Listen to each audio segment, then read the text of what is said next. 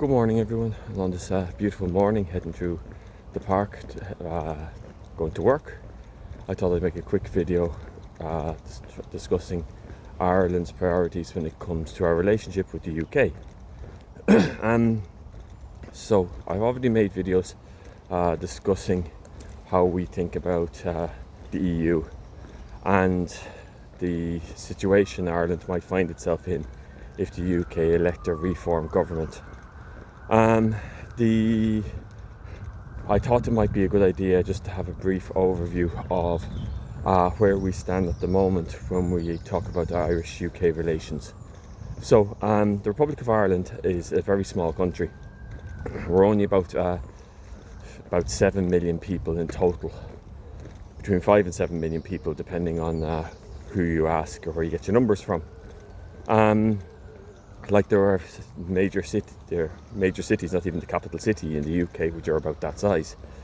So as a small country nestled in beside a much larger one, with the UK having between 65 and 70 million people depending on their numbers, Ireland has to be kind of careful with regards to a lot of its policies and has to keep an eye on what's going on in the UK, because what happens in the UK directly affects us. We aren't as reliant as the UK as we used to be. In the past, about 90% of our trade took place with the UK, and we were heavily connected economically. Today, that trade has fallen dramatically, and we may do more trade with the United States and with Europe than we do with the UK now, particularly after Brexit. One of the biggest issues that came out of Brexit with regards to trade was the so-called land bridge, and this was basically transporting goods from Calais in France to Dover in England, and then across England and Wales to the port of Holyhead on the Irish Sea, and then across into Dublin. Now, while that transportation route is still in effect and is still being used, it was dramatically reduced after Brexit, with transportation, a lot more transportation now taking place from out of the port of Rosslare to Santander in Spain, or to Le Havre in France, with several of the largest transport ships in the world, roll on, roll off transport ferries operating on this route at the moment. And this is all as a direct result of Brexit.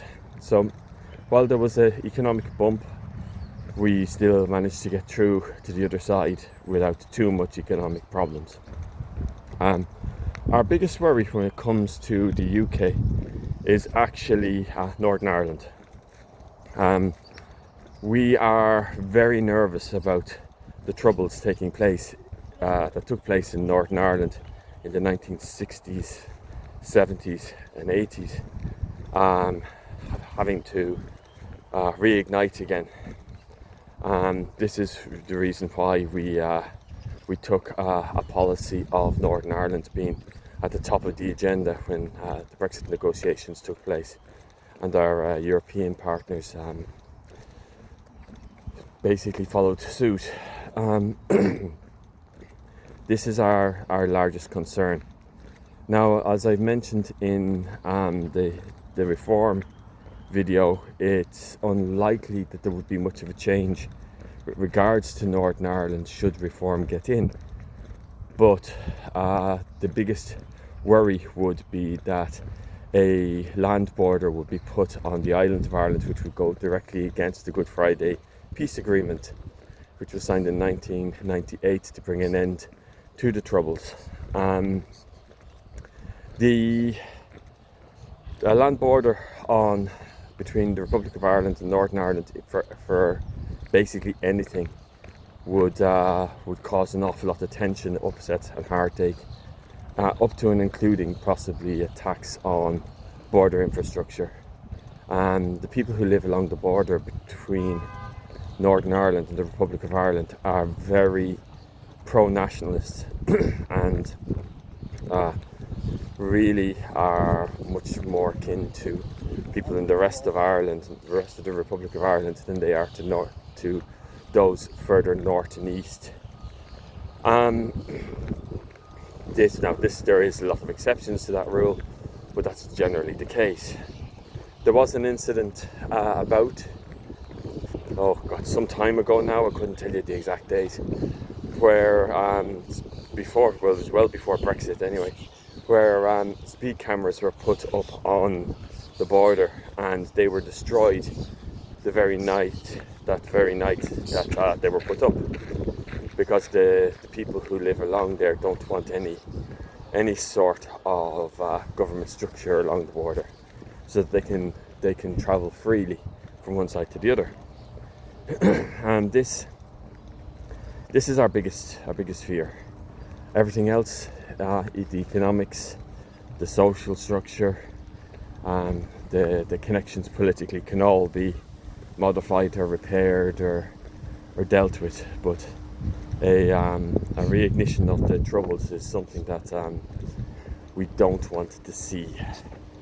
And it is a valid fear, because even though groups such as the UDF, or Ulster Defence Force, the UVF, Ulster Volunteer Force, and the IRA, Irish Republican Army, all of which were engaged in fighting each other during the Troubles,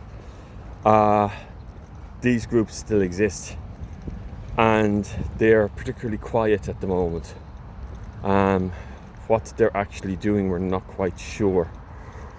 I will make another video on the situation in Northern Ireland at the moment, from the perspective of someone who lives down here in the south, here in Dublin. But for the moment, this is our biggest worry.